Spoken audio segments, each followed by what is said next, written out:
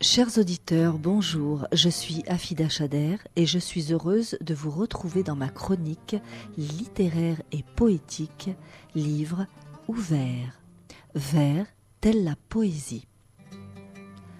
Aujourd'hui, j'ai souhaité partager avec vous l'extrait d'un livre de Shahryar Mandanipur, auteur iranien né en 1957 à Shiraz.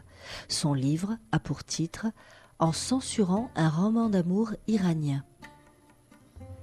Après des études en sciences politiques, il participe à la guerre contre l'Irak. Ses premières nouvelles paraissent en 1989. Mais il est interdit de publication dans son pays entre 92 et 97, année où il subit une tentative d'assassinat commanditée par la police secrète. Son premier roman est publié en 1998. Il obtient le premier prix du meilleur livre iranien pour la jeunesse en 2004.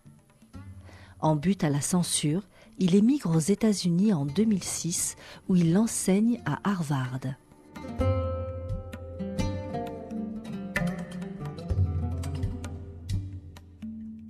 Shahryar Mandanipur, extrait de son livre « En censurant un roman d'amour iranien ».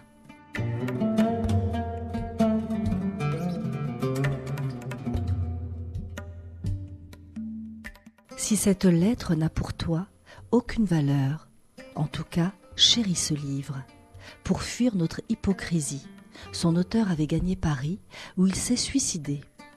J'aimerais être un écrivain aussi puissant que lui, afin de pouvoir t'écrire une lettre extraordinaire, merveilleuse. Si je pouvais t'écrire une lettre qu'aucun amoureux n'a jamais écrite, je ne demanderais plus rien à la vie, et mourir me serait facile. Je t'en prie, n'aie pas peur. Tout comme je suis depuis longtemps amoureux de toi, sans que tu t'en aperçoives, sois certaine que tu ne sentiras jamais ma présence, sauf si c'est toi qui le permets. Jeudi prochain, quand tu te rendras à la bibliothèque municipale, emprunte Le Petit Prince, si tu veux. Sarah essaya de se rappeler le visage du jeune homme ou au moins sa voix, mais bizarrement, son esprit n'avait gardé aucune image de lui. On aurait dit qu'une main l'avait effacé. Elle emprunta Le Petit Prince. À sa première lecture, elle ne saisit pas grand-chose de cette belle histoire parce qu'elle se concentra sur le déchiffrement du code de la lettre contenue dans le texte. Voici cette lettre. Hello Sarah, pourquoi t'es-tu mise à te retourner soudain pour regarder derrière toi depuis que tu as lu ma lettre? Tu ne me reconnaîtras pas parmi les passants. J'ai étudié le maquillage. Le jour où tu m'as acheté le livre, j'avais complètement transformé mon visage. Je me tiens aujourd'hui très loin de toi. Mais te suivre, même à distance, me donne le plaisir de savoir que je respire l'air que tu as expiré. Parfois, pas souvent bien sûr, je marche vers toi sur le trottoir pour pouvoir apercevoir ton visage et savoir si tu es heureuse ou triste. J'en connais toutes les expressions. Je peux même dire à la façon dont tes longs et jolis doigts tiennent tes livres si tu es fatigué ou en pleine forme. Le soir, où j'erre de par les rues, je passe parfois devant ta grande maison. Ne t'en fais pas, je ne m'arrête pas, pas même une seconde. Je passe seulement, les yeux levés vers ta fenêtre. Je n'aime pas ces lourds rideaux. Pourquoi sont-ils tirés la plupart du temps ? Ouvre-les. Laisse la lune éclairer ta chambre. Sa lumière outre-mer repeindra tes murs en une belle couleur. Le soir, quand tu as allumé la lumière et que je sais que tu es là, ta chambre devient mon étoile.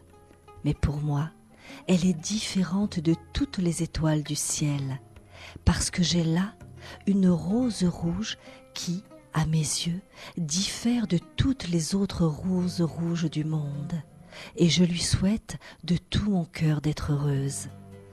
C'est le petit prince qui me l'a appris. Maintenant que j'ai dans ma vie quelqu'un dont je souhaite le bonheur du fond du cœur, même si je ne dois jamais partager ce bonheur, ma vie a pris un tout nouveau et merveilleux sens. Je peux enfin affronter les gens. J'ai même fini par les aimer, parce que je crois que parmi eux, il y a des personnes que tu aimes et qui te rendent heureuse. Peu importe qui je suis et comment je m'appelle. Moi aussi, je fréquentais jadis l'université de Téhéran, où j'étais étudiant en cinéma. Mais j'en étais exclu. Quant à mon nom, fais semblant de croire que c'est Dara. C'est un pseudonyme que mon futur biographe utilisera sans y prêter beaucoup d'attention. Les entreprises et les usines refusent de m'embaucher. Je subviens à mes besoins grâce au maigre salaire que je reçois en faisant des travaux de peinture intérieure. Chaque fois que je dois peindre un mur, je commence par y écrire ton nom en bleu outre-mer, avant de le recouvrir de la couleur choisie. Pas plus tard que le mois dernier, j'étais en train de peindre une maison toute neuve quand l'entrepreneur est arrivé à l'improviste. Il a vu « Sarah » écrit sur tous les murs. Nous nous sommes disputés et il m'a mis à la porte. Je vais écrire la prochaine lettre dans le Dracula de Bram Stoker. Des livres échappent parfois à la vigilance de ceux qui décident quels ouvrages ont le droit de se trouver dans les bibliothèques. Ou peut-être ces gens ne comprennent-ils pas cette sorte de livre. Si tu veux répondre, marque les lettres à l'encre bleue. Sinon, dans ma lettre contenue dans Dracula, je te dirai quel livre recèlera ma prochaine lettre. Sarah dut attendre 2 semaines pour emprunter Dracula parce que quelqu'un l'avait sorti. Elle lut la 3e lettre, mais ne répondit pas. La personne qui écrivait ces lettres était vraiment sincère et, tel un fantôme, se mouvait si discrètement dans les marges de sa vie que, malgré sa curiosité, elle ne parvenait pas à découvrir son identité. Parfois, après être rentrée chez elle en empruntant son parcours habituel depuis l'université ou à la bibliothèque, elle montait 4 à 4 les marches de l'escalier jusqu'à sa chambre et, regardant par l'étroite fente entre les lourds rideaux de la fenêtre, cherchait à voir qui l'avait suivie. Des piétons, jeunes et vieux, passaient devant la maison, mais aucun d'entre eux ne s'intéressait à sa fenêtre. Durant 7 soirs consécutifs, Sarah resta assise devant sa fenêtre et scruta le trottoir en pure perte. Elle aima l'histoire de Dracula. « Hello, Sarah. J'aime vraiment beaucoup tes baskets. Ce haré bleu, quand tu les portes, ta jolie démarche est merveilleusement légère. Je les appelle Chirine, marchant sur les eaux, et parfois Ophélie. Un changement s'est-il produit à l'université pour qu'on vous permette de porter des chaussures de couleur? Quelquefois, quand je te suis sur le trottoir, j'essaye de marcher au même rythme que toi. J'aimerais posséder le pouvoir du comte Dracula, non pas pour monter jusqu'à ta chambre la nuit et te sucer le sang, mais afin de pouvoir te protéger le restant de ta vie sans que tu t'en aperçoives. » Le directeur de la bibliothèque municipale commence à se méfier de moi. Il menace de me faire arrêter par la patrouille de la campagne contre la corruption sociale si je ne me tiens pas à carreau. J'ai encaissé ces insultes sans réagir.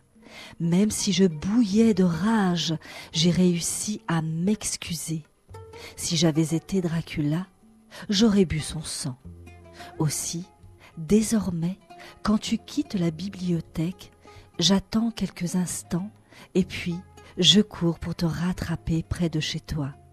J'aimerais venir à ton cours à la fac et m'asseoir dans un coin pour te regarder. Mais à l'université, on considère les gens de mon espèce comme des monstres vulgaires et répugnants. Dans le Dracula de Francis Ford Coppola, film qu'on peut facilement se procurer au marché noir, il y a une scène dans laquelle Dracula, amoureux, métamorphose dans la paume de sa main les larmes de Mina en émeraude. Même si j'étais naguère une bête atroce, même si j'ai naguère été un Dracula, j'ai changé depuis que je te connais. J'ai trouvé une mèche de tes cheveux entre 2 pages du Petit Prince. Je ne crois pas que tu l'aies volontairement placée là, mais c'est désormais un trésor que je chéris. Cette unique mèche de cheveux noirs est tout pour moi. Tu es ma Chirine, et je souhaiterais tant être ton Farhad. J'aimerais avoir une montagne dans laquelle sculpter un château pour toi, à l'aide d'une simple pioche.